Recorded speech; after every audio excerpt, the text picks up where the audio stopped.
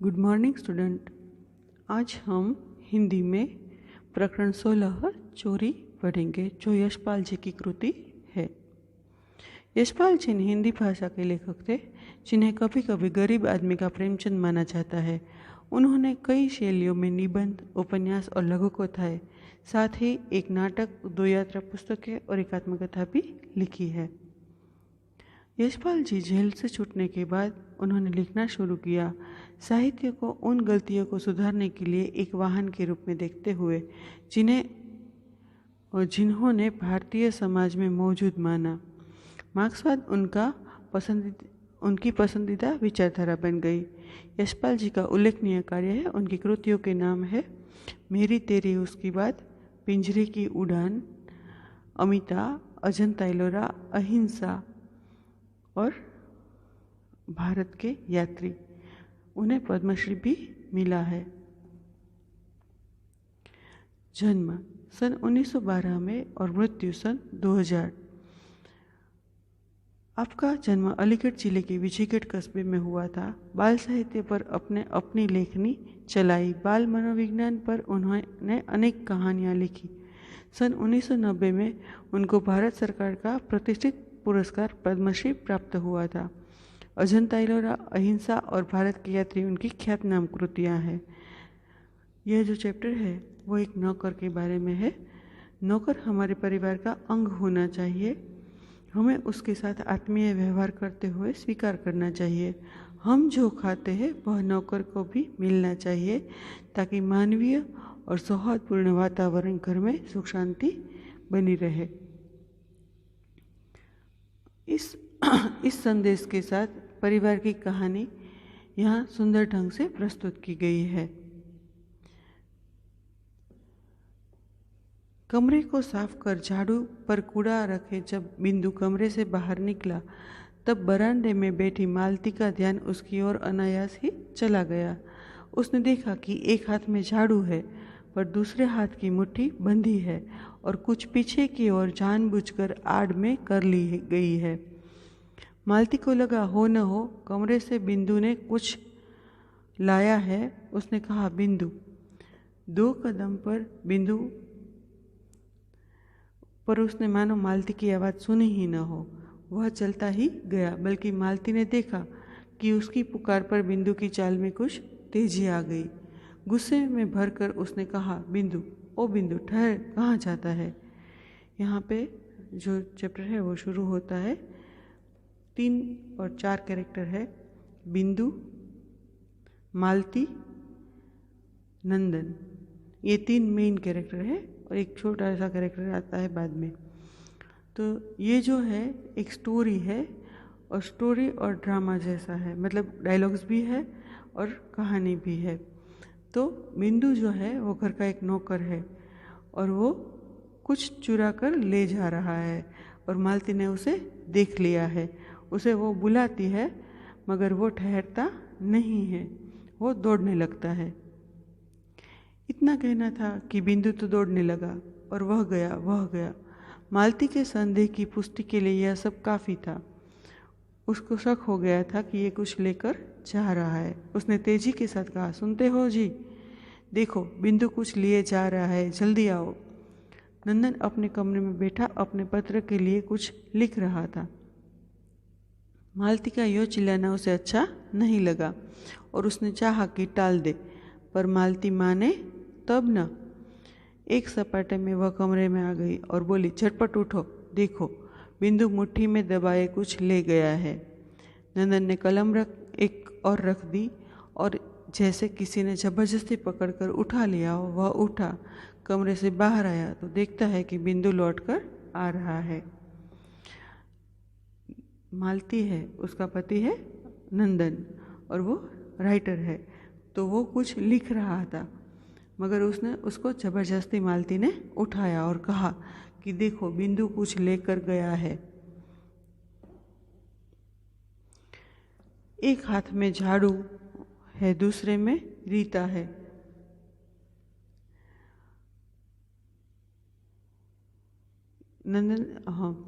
एक हाथ में झाड़ू है, दूसरे में रीता है और नीचे लटका है। उसे देखते ही मालती उबल पड़ी। क्यों रे बिंदु के बच्चे, मैं गला फाड़ती रही और तू रुका तक नहीं। बोल, हाथ में क्या ले गया था? बिंदु का चेहरा फक हो गया, मतलब वो डर गया। बोला, कुछ नहीं बीबी जी, झूठा कहीं का। क्यों रे, तेरे हाथ में कुछ नहीं था तो मेरे पुकारने पर तू रुका क्यों नहीं? मालती ने रोषपूर्ण स्वर में पूछा। तो बिंदु से बोला नहीं जा रहा था। कहे तो क्या कहे। तब नंदन आगे बढ़ा और बोला, घबराओ नहीं, सच बताओ कि क्या ले गए थे? तो कहता है, सच बाबूजी, मेरे हाथ में झाड़ू थी और कूड़ा था। फिर वही झूठ, मालती ने चिढ़कर कहा। मालती जो है वो गुस्से वाली है, तो उसको ज़्यादा गुस्सा आ रहा है। इसे पुलिस में दे दो। लातों के देव कहीं बातों से नहीं मानते, ये कहावत है, आपको लिखना हो तो लिख लो। इस बेईमान के ऊपर घर छोड़ रखा है तो इसलिए कि चीज़ें उठा उठा कर ले जाए और ऊपर से झूठ बोले। नंदन ने मालती को शांत कर कहा, असली बात जानने का यह तरीका नहीं है। फिर बिंदु को उसने प्यार से समझाया और कहा, मैं तुम्हें कुछ नहीं कहूँगा, तू ठीक ठीक बताओ कि क्या ले गए थे। किंतु बिंदु घबराया सा, खोया सा धरती की ओर देखता रहा और नंदन का बहुत आग्रह हुआ तो उसने इतना ही कहा, मैंने कुछ लिया है। नंदन फिर भी खींचा नहीं, बोला, अच्छा चल देखो तू कूड़ा कहाँ फेंकाया है। नंदन जो है बहुत ठहरा हुआ है, बहुत शांति से बात कर रहा है, वो जानना चाहता है कि क्या हुआ। मालती जो है वो कैरेक्टर है, वो गुस्से वाला है, तो वो सुनना नहीं चाहती है, वो जो सोच रही है वही सच है, ऐसा सोच रही है। बिंदु पहले तो कुछ ठिठका, अनंतर मुड़कर चुपचाप आगे हो लिया, बिना कुछ बोले वो चलने लगा।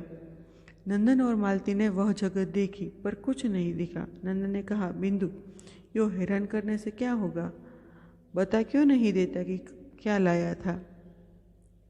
बिंदु के होठ खुले, जैसे कुछ कहना चाहता हो, पर फिर बंद हो गए। हाँ कहो, रुक क्यों गए? नंदन ने शांत स्वर में कहा, बाबूजी। तो बिंदु फिर चुप। शाबाश, कहो कहो।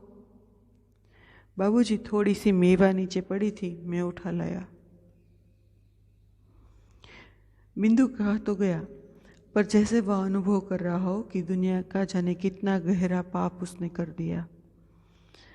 मैं न कहती थी, मालती बोल उठी, कि वह कुछ न कुछ ले जरूर आया है। देखा, मेरी बात सच निकली ना। मेवा का तुमने क्या किया बिंदु? खा ली इतनी जल्दी? बिंदु, झूठ मत बोलो, सच बता दो। इधर फेंक दी। नंदन और मालती ने देखा कि उसकी बताई जगह पर थोड़े से काजू और किशमिश पड़ी है। नंदन ने बिंदु के कंधे पर हाथ रखा और कहा, मेरे साथ आओ। बिंदु चुपचाप मालिक के साथ चल दिया। नंदन उसे लेकर कमरे की ओर गया। मालती ने कहा, आज इसने मेवा ली है, कल को कुछ और उठा ले जाएगा। एक बार जो नीयत बिगड़ी तो क्या फिर हाथ रुकता है? मालती को गुस्सा आ रहा है और वो आगे सोच रही है कि ये और क्या कर सकता है, और नंदन जो है उसे गुस्सा नहीं आ रहा है, वो कुछ और कर रहा है। नंदन ने पत्नी की बात सुनी अनसुनी कर दी। बिंदु को साथ लेकर कमरे में आया और कनस्तर खोलकर उसमें से एक मुट्ठी मेवा उसके हाथ देते हुए बोला, बिंदु लो, खा लो। तो नंदन जो है उसको कमरे में लेकर गया और उसने बिंदु के हाथ में कुछ काजू और किशमिश पकड़ा दी। तो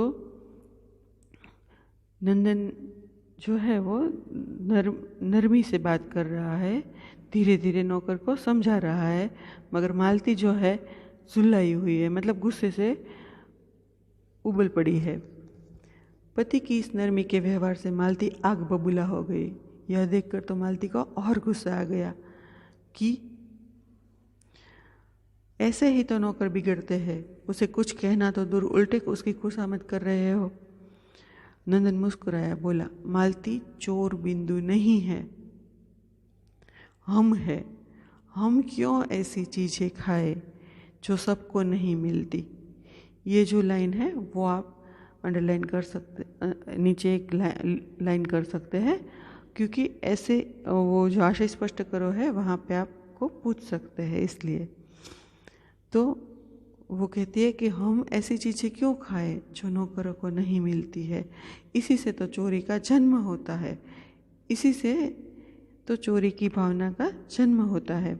हम लोग रोज़ मेवा खाते हैं, एक दिन इस बेचारे का मन चल आया तो थोड़ी सी ले ली तो क्या हो गया।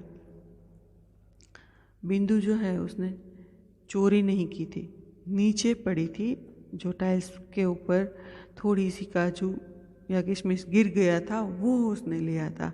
उसने कबाड़ खोलकर उसमें से चोरी करके कुछ नहीं खाया था। मगर आपको सोचना चाहिए कि कौन क्या वर्तन कर रहा है और किस लिए कर रहा है। तो मैं कब कहती हूँ कि कुछ हो गया, बात मेवा की नहीं है, नीयत की है। इसका जी चला था तो मांग लेता, मैं न देती तब कहता घर में 50 चीज़ें रहती है, यह तो जिस पर मन आएगा उठा कर ले जाएगा और एक दिन यही होना है, वह न करेगा तो तुम करवाओगे। वो बहुत ही गुस्से में अपने पति के साथ विवाद कर रही है, झगड़ा कर रही है कि तुम उसे बिगाड़ रहे हो। मालती यह बात नाराज होने की नहीं है, नंदन कहता है कि सोचने की है। जब तक सब चीज़ें सबको नहीं मिलती चोरी बंद नहीं हो सकती। चोरी अच्छी नहीं है, पर आज की स्थिति बड़ी लाचारी की हो गई है, नंदन ने समझाते हुए कहा। देख लेना, एक दिन यही बिंदु घर में से ट्रंक उठाकर न ले जाए तो मेरा नाम मालती नहीं। मालती जो है उसे गुस्सा आ रहा है और नंदन है वो उसे समझा रहा है कि यह अच्छी बात नहीं है, मगर मालती को बहुत ही ज़्यादा गुस्सा है तो वो समझना नहीं चाहती है। इतना कहकर मालती रसोई में चली गई और नंदन पुनः अपनी कुर्सी पर आ बैठा, पर मन उसका दूसरी ही दिशा में चल रहा था। थोड़ी देर वह सोचता रहा, फिर उसने विचारों को समेटा और लेख पूरा करने में लग गया। वो थोड़ी देर सोचता रहा कि क्या हुआ, मतलब कैसे ये हुआ और इसका परिणाम क्या हो सकता है। फिर उसने अपने जो बिंदु के विचार है वो समेट लिए और अपना जो वास्तविक काम कर रहा था वो लेख पूरा करने में लग गया। लेख पूरा हुआ तो काफ़ी देर हो गई थी। वह उठा और सीधा रसोई में पहुंचा। देखता क्या है कि मालती सिल पर चटनी पीस रही है। ये जो वार्ता है, ये जो कहानी है वो पुरानी है, जहाँ पर मिक्सचर नहीं थी तो जो पत्थर के ऊपर चटनी पीसी जाती है वो मालती कर रही थी। नंदन ने कहा बिंदु कहाँ है, तो वह कहती है कि मैं क्या जानूँ, तुम जानो और तुम्हारा लाडला बिंदु जाने। उसे निकाल दिया। नंदन उसे कहता है कि क्या तुमने उसे निकाल दिया, तो मालती बोलती है निकालने वाली मैं कौन होती हूँ। नंदन ने पूछा कब से नहीं है, तभी चला गया था। मतलब दोनों में बातचीत जो है वो अलग तरीके से हो रही है। नंदन थोड़ा हैरानी में पड़ा। मालती ने पुनः कहा तुम यहाँ के नौकरों को जानते नहीं, अपने घर में भी उनका हाथ रुकता नहीं है। कुंदन के यहाँ, कुंदन जो है एक दूसरा पात्र है, वो उसके बारे में बोल रही है कि कुंदन के यहाँ कितना अनाज भरा है, फिर भी एक दिन आँख बच गई तो काका के घर से गेहूँ ले ही गया। नंदन जानता था कि इस बहस का कोई अंत नहीं है, वो विवाद करना नहीं चाहता था, फिर भी उसने मतलब मालती ने जो सुनाया वो सुना, उसने बात आगे नहीं बढ़ाई और तौलिया उठाकर स्नान करने चला गया। स्नान करने के बाद उसने भोजन किया। दोपहर बीत गई और शाम होने को आई।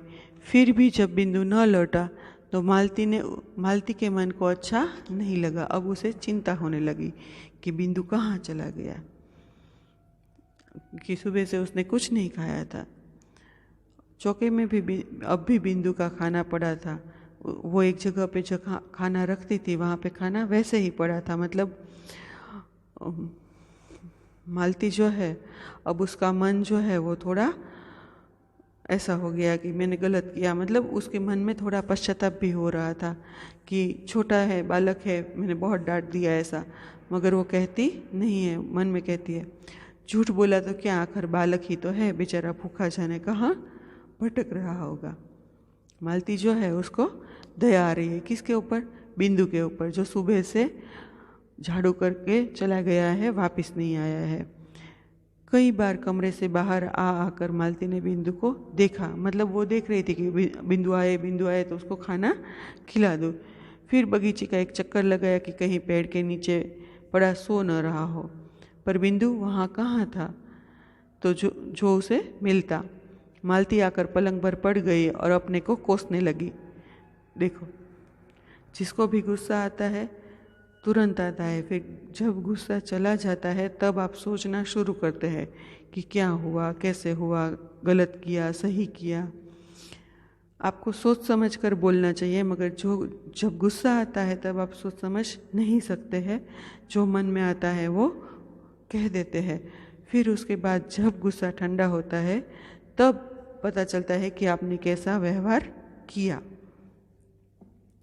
तो मालती जो है वो अपने आप को कोस रही है कि जरा सी बात को इतना क्यों तुला दिया, थोड़ी सी मेवा ही तो ले गया था, क्या गजब हो गया था। अब मालती को पछतावा हो रहा है, तो वो सोच रही है कि मैंने कैसा व्यवहार किया। सोचते सोचते ही देर हो गई। वह उठी तो सहन में टहलने लगी। इतने में कुंदन इधर से निकला तो मालती ने उत्सुकता से पूछा, कुंदन, तुमने बिंदु को कहीं देखा है? तुमने बिंदु को देखा है क्या? बिंदु? कुंदन बोला, अरे वह तो नदी वाली कोठरी में पड़ा है। मालती तत्काल पैरों में चप्पल डालकर बाहर हो गई। लौटी तो बिंदु उसके साथ था। हाथ पकड़कर नंदन के कमरे में ले गई और बोली, देखी तुमने इसकी बात? यहाँ से गया है तब से कोठरी में पड़ा है। मालती तत्काल नंदन ने के कुछ कहने से पहले ही वह उसे चौके में ले गई और स्वयं परोसकर उसे खिलाने लगी। बोली, भरपेट खा लेना, भूखा मत रहना। अब उसे वो खाना खिला रही है तो वो उसको, मतलब जो उसकी थाली परोसी थी वहाँ तक ले गई और बोली, भूखा मत रहना, खाना खा लेना। नंदन ने पत्नी की बात सुनी और एक प्रसन्नता भरी मुस्कुराहट जो है उसके चेहरे पर दौड़ गई। मतलब नंदन जो है वो अपनी पत्नी को अच्छे से जानता है कि वो गुस्सा भी करती है और वो बिंदु का ख्याल भी करेगी। मतलब वो उसको कहने की ज़रूरत नहीं पड़ी कि वो उसे खाना खिलाए, वो खुद ही लेकर आई और उसे खाना खिलाने लगी। यहाँ पर जो है इस कहानी में मनोवैज्ञानिक, मतलब आपकी साइकोलॉजी क्या है वो लेखक ने दिखाया है कि आप कैसा बिहेवियर करते हैं और उसका परिणाम क्या होता है। तो यहाँ पर जो ये इस कहानी में हमें लेखक कहना चाहते हैं कि हमारा नौकरों के साथ वर्तन कैसा होना चाहिए। और चोरी जो चैप्टर का टाइटल है, तो वो किस वजह से होती है, चोरी करने का कारण क्या होता है। एक जगह पे लेखक ने बताया है कि चोरी जो है वो लालच की वजह से होती है। जो चीज़ सबको नहीं मिलती वो चीज़ हम खाए तो दूसरों की मन में चोरी की भावना का जन्म होता है। तो यहाँ पे लेखक क्या कहना चाहता है कि हमें ऐसी चीज़ें यूज़ करनी चाहिए जो सबके पास हो। हम किसी को जलाने के लिए या किसी को दिखाने के लिए कुछ नई चीज़ लेकर आए तो दूसरों में वो नहीं हो, दूसरों के पास वो नहीं होती है, तभी हम में चोरी की भावना पनपती है। यहाँ पे लेखक जो है वो मन की, मतलब के वर्तन की बात करते हैं, बिहेवियर की बात करते हैं कि चोरी की भावना का जन्म क्यों होता है और चोरी करने का कारण भी जानना चाहिए। बिना कारण आप किसी के ऊपर चोरी का इल्ज़ाम लगा दे या गलत व्यवहार करे तो वो ठीक नहीं है। पूरे चैप्टर में हमें लेखक ने यही समझाया है कि जो बिंदु ने मेवा मतलब कि टाइल्स पे गिरी थी वो ली थी, तो भी मालती ने उसके साथ बुरा व्यवहार किया, तो वो करना चाहिए या नहीं करना चाहिए। और नंदन जो है वो एकदम कूल कैरेक्टर है। मतलब वो सब चीज़ को दिमाग से सोचता है फिर वो वर्तन करता है। मालती बिना सोचे वर्तन करती है। तो इसी चैप्टर से हमें सीखना है कि हमें लोगों के साथ कैसा बिहेवियर करना चाहिए। अब हम देखें मुहावरे। गला फाड़ना तो जोरों से चिल्लाना, आग बबूला हो जाना तो बहुत गुस्सा आना। मालती जो है वो आग बबूला हो जाती है, तो आप वाक्य में उसका प्रयोग कर सकते हैं। कहावतें। लातों के देव बातों से नहीं मानते, तो उसका अर्थ है बुरे लोगों के साथ अच्छा व्यवहार करने से वह नहीं मानते। इसके बाद शब्दार्थ है अनायास तो अचानक, बिना प्रयत्न के। आड़ तो ओट, पुकार तो चिल्लाहट, पुष्टि तो समर्थन, सपाटा तो चलने का वेग, तीव्र गति।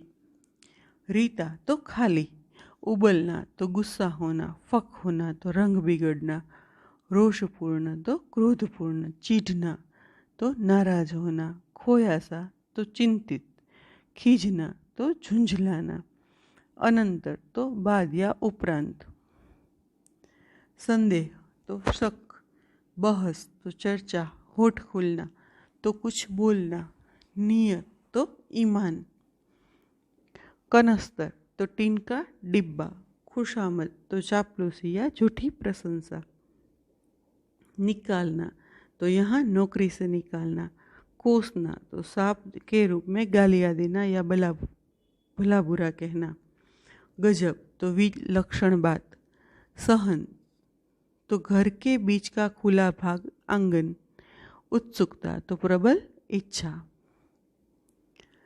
निम्नलिखित प्रश्नों के नीचे दिए गए विकल्पों में से सही उत्तर चुनकर लिखिए। मालती की आवाज़ सुनकर बिंदु की चाल में तेजी आ गई। दूसरा है असली बात जानने का यह तरीका नहीं, यह कौन कहता है? नंदन।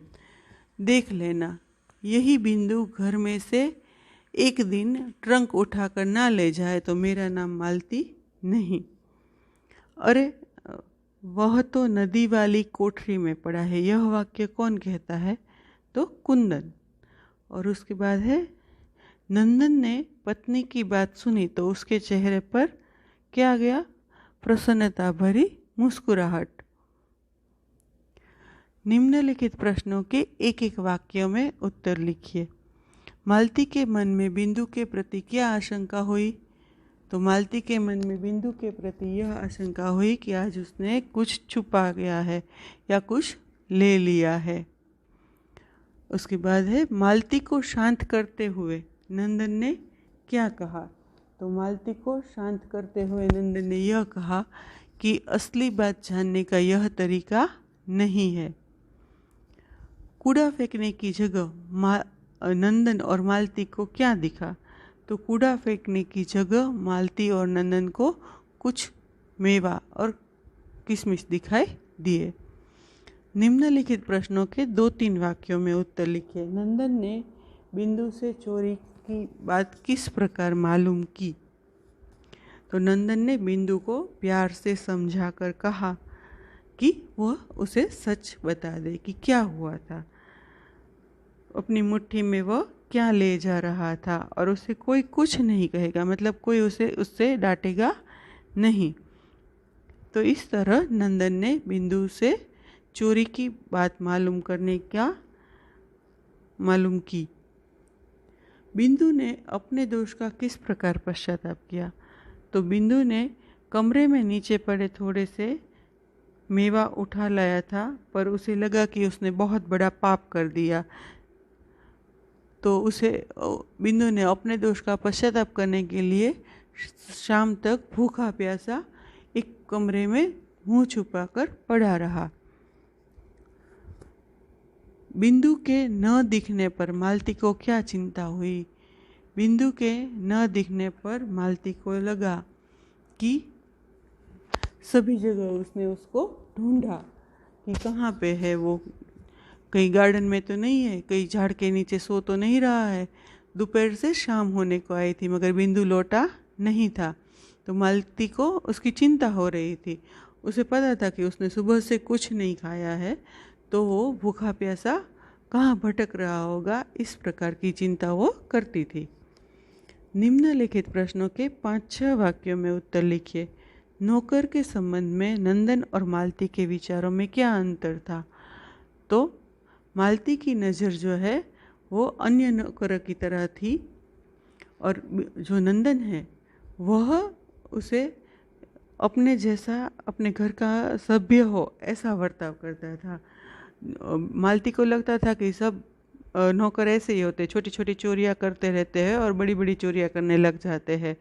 और वो, उसकी नज़र में बिंदु भी एक चोर नौकर ही था, वो झूठ भी बोलता था इस तरह, और वो नरमी से पेश नहीं आती थी, वो उसके ऊपर आग बबूला हो जाती थी।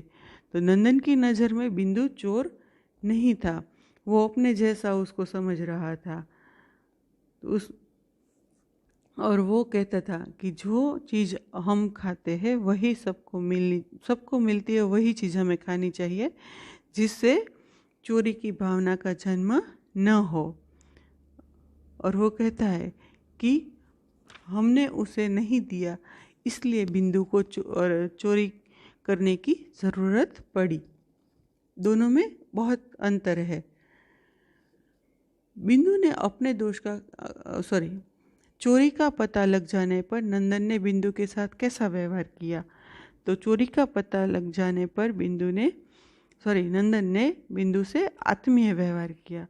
मतलब उसे डांटा भी नहीं और उसे गुस्सा भी नहीं किया, बल्कि उसको लेकर कमरे में गया और उसने उसको मुट्ठी भर मेवा निकाल कर खाने के लिए दिया। नंदन इस विचारधारा का है कि सब चीज़ें सबको मिलनी चाहिए। बिंदु के प्रति सहानुभूति जागने पर मालती ने क्या किया? दोपहर बीती और शाम होने को आई, पर बिंदु अब तक नहीं लौटा था, तो यह सोचकर मालती को चिंता होने लगी कि बेचारा भूखा प्यासा कहाँ भटक रहा होगा। उसके मन में बिंदु के प्रति सहानुभूति जगी और उसे लगा कि छोटा सा बच्चा ही तो है, मैंने उसके साथ बुरा व्यवहार किया, वो उसे अब लग रहा था। तो अपने आप को कोसने लगी और छोटी सी बात को कितनी बड़ी बना दी, ऐसा सोचने लगी। और कुंदन को पूछा कि बिंदु कहाँ है, तो कुंदन ने बताया कि बिंदु जो है वो नीचे वाली कोठरी में पड़ा है। तो सुनते ही वो उसके पास गई और उसे हाथ पकड़कर लेकर चौके में आई और उसे खाना खिलाया। उचित जोड़े बनाए। मालती, बिंदु ओ बिंदु कहाँ ठहर कहाँ जाता है? बिंदु, सच बापूजी, मेरे हाथ में झाड़ू थी और कूड़ा था। नंदन, असली बात जानने का यह तरीका नहीं है, मैंने जोड़े ऑलरेडी मिला कर रखे हैं और उसमें सामने लिखा है। कुंदन, अरे वह तो नदी वाली कोठरी में पड़ा है। मालती, अरे बोलता क्यों नहीं, मुंह में जबान नहीं है। तो यहाँ पर क्वेश्चन आंसर खत्म हो गए। अब ग्रामर देखे। विलोम शब्द, तो बेईमान तो ईमानदार, मालिक तो नौकर, असली तो नकली, झूठ तो सच। निम्नलिखित शब्दों की भाववाचक संज्ञा बनाइए। बच्चा तो बचपन, मुस्कुराना तो मुस्कुराहट, लड़का तो लड़कपन, प्रसन्न तो प्रसन्नता, बूढ़ा तो बूढ़ापा, पागल तो पागलपन, चोर तो चोरी। उसके बाद है आशय स्पष्ट कीजिए। एक मिनट। लातों के देव बातों से नहीं मानते, तो इसका अर्थ क्या होता है? समाज में दो तरह के लोग होते हैं। कुछ लोग प्रेम से कहने पर कोई भी काम करते हैं, तो कुछ लोग लाख समझाने पर भी काम नहीं करते, लेकिन मारने से या डांटने से उसे काम करने के लिए तैयार हो जाते हैं।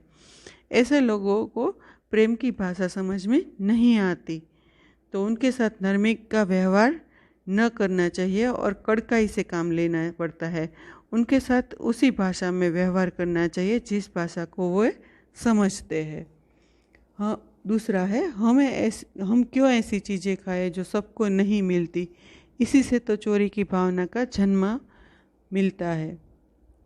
यहाँ पे जो लेखक है वो मनुष्य के स्वभाव की बात करते हैं कि समाज में ऐसा हम क्यों करते हैं जिससे चोरी की भावना का जन्म होता है। मनुष्य का स्वभाव है कि वह किसी व्यक्ति या किसी वस्तु का इस्तेमाल करते हुए देखता है तो उसे उसको पाने की इच्छा हो जाती है। यदि वह वस्तु उसे उपलब्ध नहीं होती तो वह चोरी से उसे प्राप्त करने में नहीं हिचकता। इसलिए जब तक सब चीज़ें सबको नहीं मिलती चोरी बंद नहीं हो सकती। चोरी की भावना पनपने न देने का एक उपाय यह है कि लोगों को ऐसी चीज़ें का उपयोग करने से बचना चाहिए जो सबको उपलब्ध नहीं होती। लेखक जो है वो यहाँ पे अच्छे से समझाया है कि चोरी की भावना का जन्म कैसे होता है। लेखक का मानना है कि सबको सब चीज़ मिलनी चाहिए। ऐसे यहाँ पे यह जो प्रकरण है वो समाप्त होता है। धन्यवाद।